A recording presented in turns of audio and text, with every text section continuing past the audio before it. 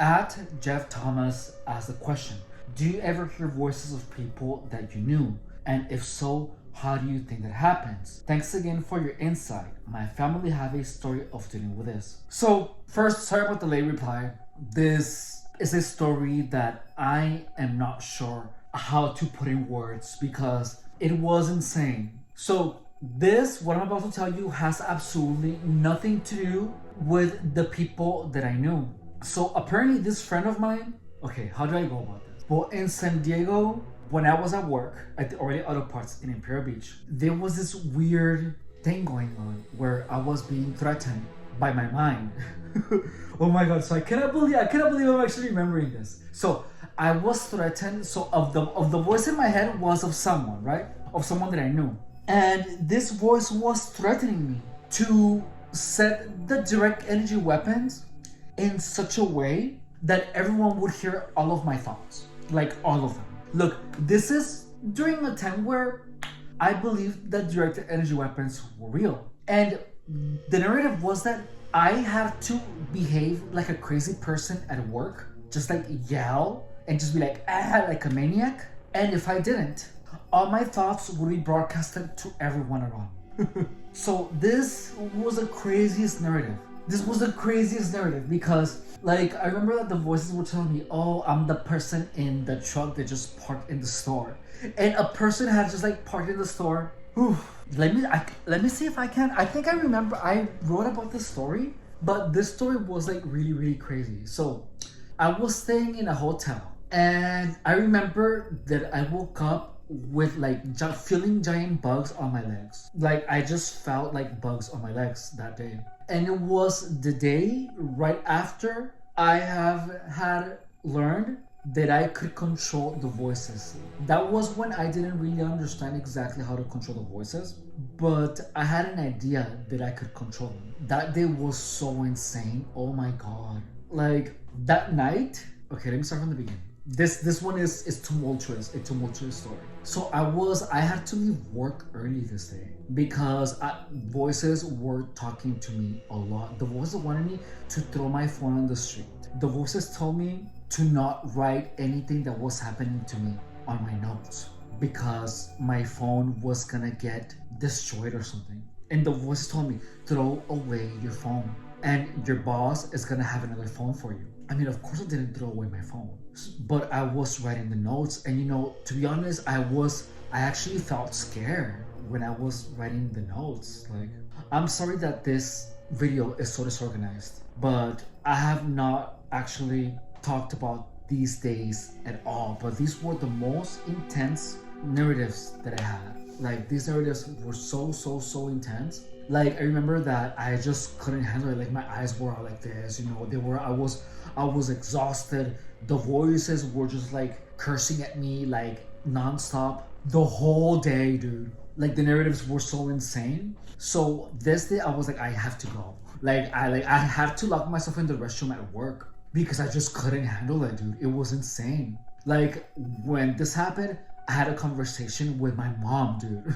I had a conversation with my mom during this time at work in the restroom. Oh my god, ooh, that story was intense. Like I heard the voice of my mom telling me that like I was nothing, you know, that I was gonna like be nothing. It was like a lot of really awful things by my mom's voice, and like I kind of just like snapped out of it. And then I told my boss, you know, I have to go. I'm not feeling well, so I went back to the hotel room, and this was before I got into the shelter. I remember that very clearly. So I was staying at the hotel because the program gave me 5 days in a hotel before going in the shelter. So then, like, that was the first instance that I heard my mom. The narrative on this one was that the directed energy weapons had some type of connection with my mind and with the sensations. It wasn't painful, but it was like the craziest trip. So like I left work, I grabbed some food, and then I went to the hotel room. And I just had this crazy narrative with the voices. Like exactly what the narrative was, I actually remember that it was technology based. So apparently my mom was contacted by this like group of people that helped people, that there was like some type of therapeutic program with like space age technology. So then these people we were trying to find out what happened to me, like what was so wrong with me apparently. And like the voices in my head were like friendly voices. And like I remember that the thing was like checking my feet, and it said that I had sepsis. So like sepsis is a word that I don't know or that I didn't know. But sepsis, I somehow knew that word. And like my mind knew what sepsis was, and I had never heard that word before. But apparently you can get sepsis by like if a cat bites you, you know. But like the directed energy weapons was checking my feet, and the directed energy weapon told me that I had sepsis. I had to look up sepsis on the freaking web, and apparently you could get it by cats. But so then I was having like these like false memories of like cats biting my feet, and I remember that I was feeling like actual bites of a cat on my foot when this was happening. Like the technology was recreating the bites. So like the day went on, it was all weird, and before I went to sleep, I heard my dad. My dad died when I was 18, and like I was talking with him, you know, it was his voice and everything. It was really crazy. And like I was talking with like my mom and like my dad, like it was just really crazy. And after this experience, I went to work the next day, and I got to work, and as soon as I got there, the voices that were friendly before, they became hostile. It's funny because when I was by myself, the voices weren't really mean. Like the voices got weird when there were people around. Like people had a big effect on what the voices said, which I found really interesting. So after that, I went to work, and then there's a guy that I know that owns a club. So I've always gotten really well with him. I have no idea why his voice was there, you know, but apparently he hated me. But like I worked for him a couple of times, you know, and like apparently like he like put the whole gang stalking together because he wanted to destroy me because I took the love of his life, and the love of his life was my ex, which is freaking weird. And he said, well, you either behave like a psychopathic person or everyone is gonna hear your thoughts. And the whole shift was a fight of mind control where I had to, I don't even remember, like it was just insane. That I actually have a tough time remembering because it was so complicated, but I think I wrote it down somewhere. But like the thing was saying, let me control you, like the voice of someone else. There were like 3 people apparently in this narrative, and and then I said, okay, I'm gonna let you control me. So then like I stopped moving, and then I felt like the directed energy weapons, you know, just like settling in. And then the voice said, okay, relax, and now do the work for you. So I relaxed, and then like my body began like doing the work, you know, what I was supposed to do for work. And then it said, now behave like a crazy person. And I was like, I thought to myself, what the hell? Hell no, I'm just gonna keep working. I'm gonna pretend like nothing is happening. And it said, okay, then prepare because everyone is gonna know exactly what you're thinking. And then like it disengaged this thing and then I began to hear a lot more voices, and all the voices were saying, ew, I can't believe you were thinking about that, ew, you're disgusting, ew. And I wasn't even like thinking of anything, which was the weirdest thing. I was just like working.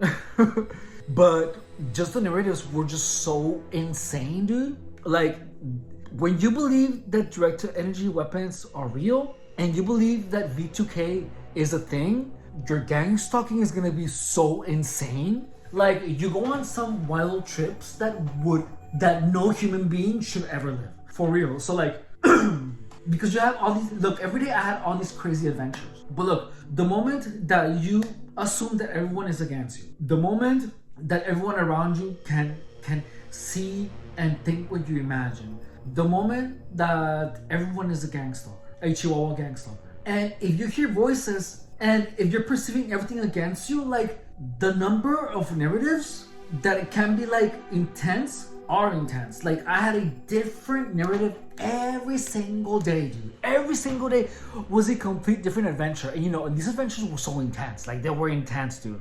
And you know, they were not all bad. Actually, they weren't bad. They were just really intense because they were all so real. You know, I felt like it was like in some type of like VR. Like I remember that like the voices were telling me, "Oh, we are doing this thing where we apparently I was also a an experiment by the military because they were experimenting on installing voices in people's head. And some of the voices that I was listening were like military, like supposedly. And then I remember that like if I would see like a pair of vans in front of me, the voices would be like, "Oh, we're actually right there in front of the vans. We're inside those vans that are in front of you on the freeway, and those are military vans, FYI." Like they would like push the narrative. But yeah, like if you're getting targeted and if you hear voices, don't believe anything that the voices tell you. Just don't. Don't believe anything that the voices tell you, because the voices will tell you to do things like throw away your phone and do this and drive here. You know, don't do anything that the voices tell you, and don't believe anything that the voices tell you. Like if you're getting targeted and if you're hearing voices, don't believe anything that the voices tell you, and don't do anything that the voices tell you. The voices literally told me to throw away my phone, dude. And I didn't, but the voices told me to. If you're getting targeted, just understand that no one can connect with you and no one can actually put voices inside of your head. If you're getting targeted and you understand that, your experience with gang stalking is going to be so much easier. But to answer, Jeff Thomas, if you believe that someone is talking to you and you think of someone, your mind is going to create the voice of that person in your head. Like that's all your own imagination. It really is, but it's also super convincing. It really is mega convincing, you know. And even like this happened when I was learning how to control the voices. And you know, the only time that I really had like good control of the voices was only when I was actively trying to control them, because voices would just come up randomly. You know, if you hear a sound, like sounds used to activate voices in my head. It was weird. That's why gang stalkers went like that. Remember that I'm not sure if I told you like bangs, but bangs used to like activate voices in my head. It was weird. I hope that answered your question about hearing voices of people that you know. It's just something that happens, and then if you imagine it's gonna happen, you know, in your head. But it's all in your head. But it's really real. It's like a bad trip. It really is. What I wanna reiterate about this is that if you're targeted and you hear voices, just know that the voices are your own mind. And gang stalking is a way of making people have voices in their own head. It creates voices in your head. And the sooner you realize this, the less intense your gang stalking experience is gonna be, because that way gang stalkers are not gonna be able to trick you into believing that there is V2K, that there is directed energy weapons. Gang stalking only drives people crazy because there's no information about the truth of gang stalking. And that's exactly what I wanna provide you, is information about gang stalking that will help you understand gang stalking to such an extent that it doesn't destroy your life, that you understand it so well that it can only do so much damage, that it's not limited, you know, to, that the damage that gang stalking does to you and your brain is limited, where you can live your life and not run the risk of being turned into a schizophrenic disaster. Subscribe if you haven't. Don't forget to drop a like, because my mission is to make the understanding of gang stalking available to everyone in order to prevent more targets to be driven crazy. Gang stalking drives people crazy. And if you know of someone that accuse you of stalking them or of targeting them or harassing them, don't immediately assume that they're crazy. Send them my content, because that person might be getting targeted and they might not even know it. If you're a current target, ring the bell, because I make content that will help you steer clear of the insane narratives that I lived, where I almost lost my mind. And I don't want that to happen to anyone. So I want to be your reminder to tell you that gang stalking is all psychological. There's no direct energy weapons or MK Ultra or nothing like that. It's all psychological. And the more you hear this message, the less inclined you're gonna be in believing the crazy stories that are out there on the internet. Because I didn't know where to look, I didn't know what to do, and I fell for everything. As you already heard, you know, I had the craziest adventures, and I was almost successfully driven crazy. I made a fool of myself a lot of times because of that, and I don't want that to happen to you. I want my experience to be worth something, and it would be an honor, to have my experience be helpful to someone in such a way that they are able to live their lives at the fullest while dealing with gang stalking. Okay, my name is Efrain Rodriguez. Thank you so much. If you're interested in exercise content, I have also been a personal trainer for 10 years. In my live videos, I do my workouts live, and in my short videos, I share what I eat. We are on week 10 of getting abs. So if you're interested in that, also check out the other tabs on my channel. Okay, bye.